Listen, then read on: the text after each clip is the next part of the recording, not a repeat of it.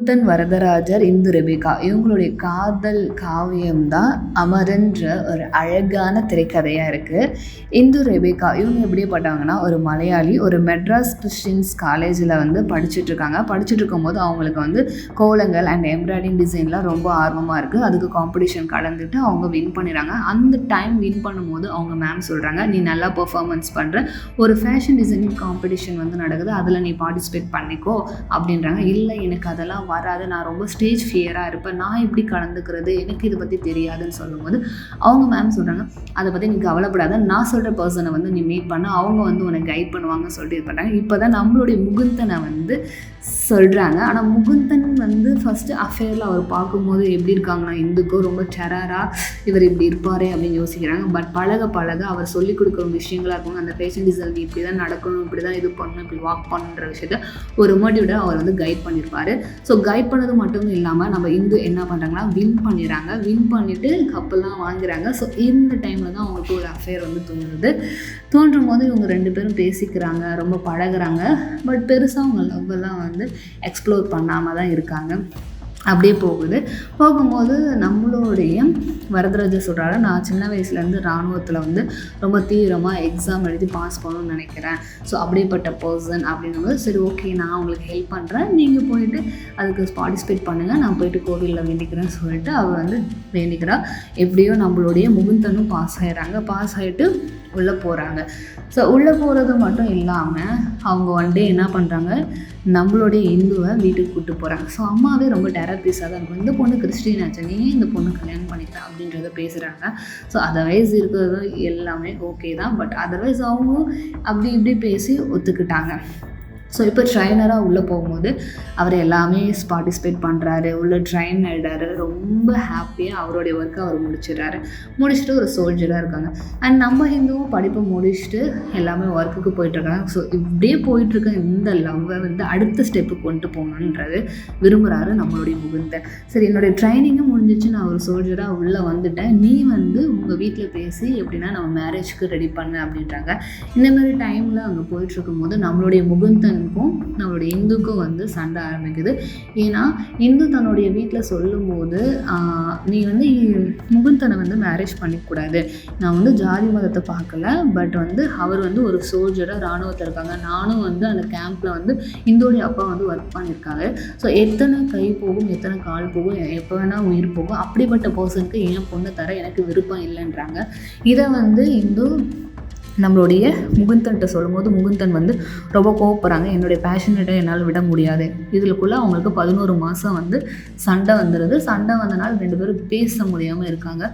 So Sivakarthikeyan வந்து ஒரு சோல்ஜராக ஒரு ட்ரைனராக உள்ளே போயிட்டு சரி அடுத்த ஸ்டெப்பு நம்ம போய் மீட் பண்ணி பேசலாம் அப்படின்றதுக்காக இந்துவோடைய அம்மா அப்பாவும் மீட் பண்ணும்போது புரிய வைக்கிறாங்க, நான் அது ஒரு பேஷனேட்டாக இருக்கிறேன், ஸோ இது என்னுடைய ஒர்க்கு, இதுக்காக நீங்கள் வந்து இது பண்ண முடியுமா, என்னுடைய உயிர் எப்படின்னாலும் போகலாம், ஸோ நம்ம நாட்டுக்காக போகிறது பெருமை தான் சொல்லி எப்படியும் சம்மதிச்சு வச்சு அவங்களுக்கு கல்யாணம் பண்ணி வச்சுறாங்க. ஸோ ஹாப்பியாக அவங்களுக்கு வந்து கல்யாணமும் ஆயிடுது. இப்படி ஹாப்பியாக போயிட்டுருக்கும் போது தான் நம்மளுடைய முகுந்தனுக்கு ஒரு ஆஃபர் கிடைக்கிது. சோல்ஜராக இருந்து அங்கே வந்து ஒரு சோல்ஜர் அட்டாக் பண்ணி மர்டர் பண்ணதுக்காக நம்மளுடைய முகுந்தன் ஆப்போசிட் இருக்கக்கூடிய டெரரிஸ்ட்டை மர்டர் பண்ணிடுறாங்க.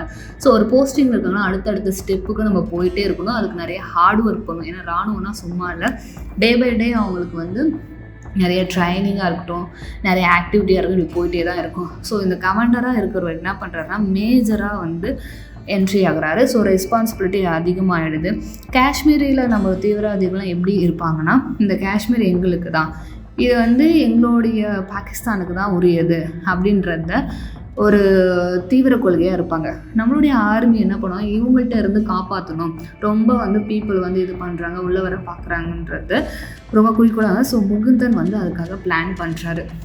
அப்படி பிளான் பண்ணிகிட்டு இருக்கும் போது இவ்வளோ நாள் வந்து இந்து ஹாப்பியாக ஜாலியாக இருந்தாங்க. ஏன்னா ஒரு ட்ரைனராக இருக்கும்போது பயம் இல்லை.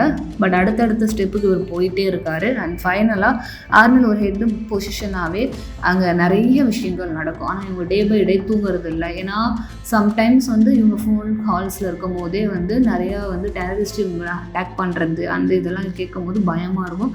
ஸோ நம்ம இந்து வந்து தூங்கவே மாட்டாங்க, என்னாச்சோ ஏதாச்சோ டே பை டே இருப்பாங்க. பட் நம்மளுடைய முகுந்தன் என்ன சொன்னால், நீ ஒரு இராணுவருடைய மனைவி, நீ இப்படி பயந்தெல்லாம் இருக்கும்போது பீஸ்ஃபுல்லாக தூங்கணும், நீ நல்லா இருந்தால் தான் நான் நல்லா இருக்க முடியும்னு சொல்லி எப்படியோ ஒரு விதம் அவங்கள வந்து ரொம்ப மோட்டிவேஷனாக கொண்டு வராங்க.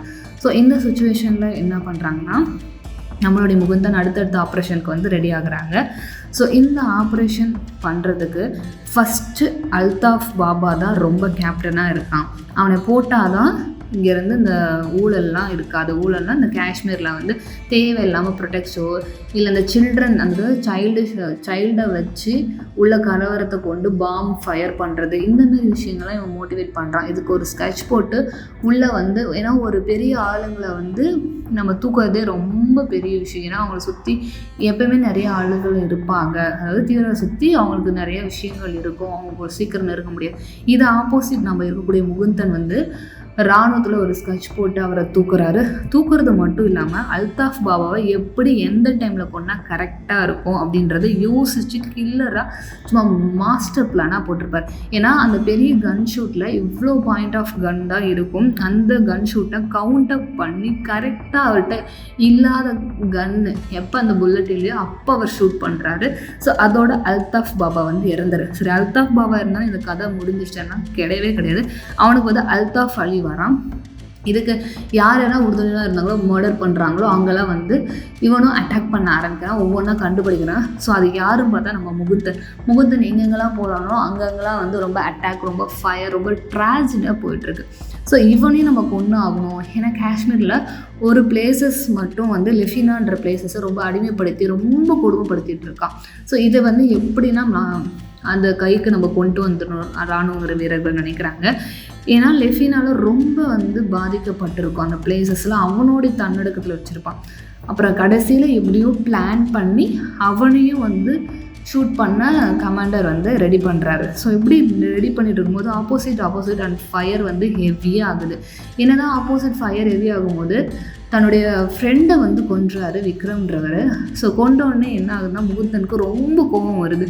ஏன்னா இவ்வளோ டேஸாக இருந்து நம்மளுக்கு ஒரு சப்போர்ட்டடாக வந்து இருந்தவர் விக்ரம். ஸோ அவனையும் கொண்டுட்டான்ற போது உள்ளே போய் இறங்கி சண்டை போடுறாரு.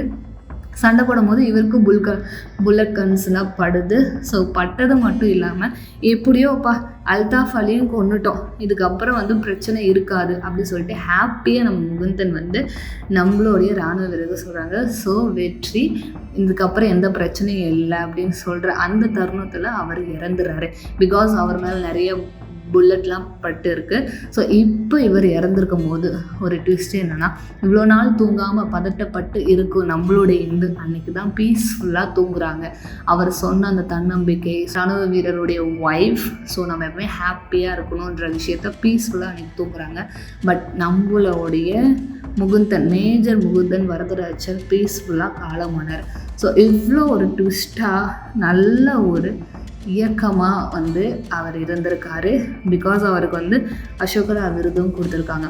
ஒரு போஸ்டிங்கில் நம்ம இருக்கிறோன்னா அடுத்தடுத்து போகணும்னா அது ஈஸியாக இருக்கும். ஆனால் இராணுவ வீரராக இருக்கிறது எவ்வளோ வந்து கஷ்டமோ அவ்வளோ கஷ்டம். ஏன்னா ஒரு லீடர்ஸை நம்ம ஆப்போசிட் அவனுடைய கிரிமினல் புத்தியை இன்னொருத்தவங்க புரிஞ்சுட்டு அதை கமெண்ட் பண்ணிவிட்டு அதை எப்படி மாஸ்டர் பிளான் பண்ணால் தூக்க முடியுமோன்றதை சில வருஷத்துலேயே அவர் முடிச்சு காட்டிட்டாரு.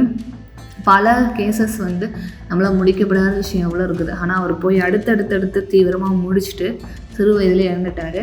ஸோ நம்மளுடைய major Mukundan is very great of him அப்படின்னு தான் சொல்ல முடியும்.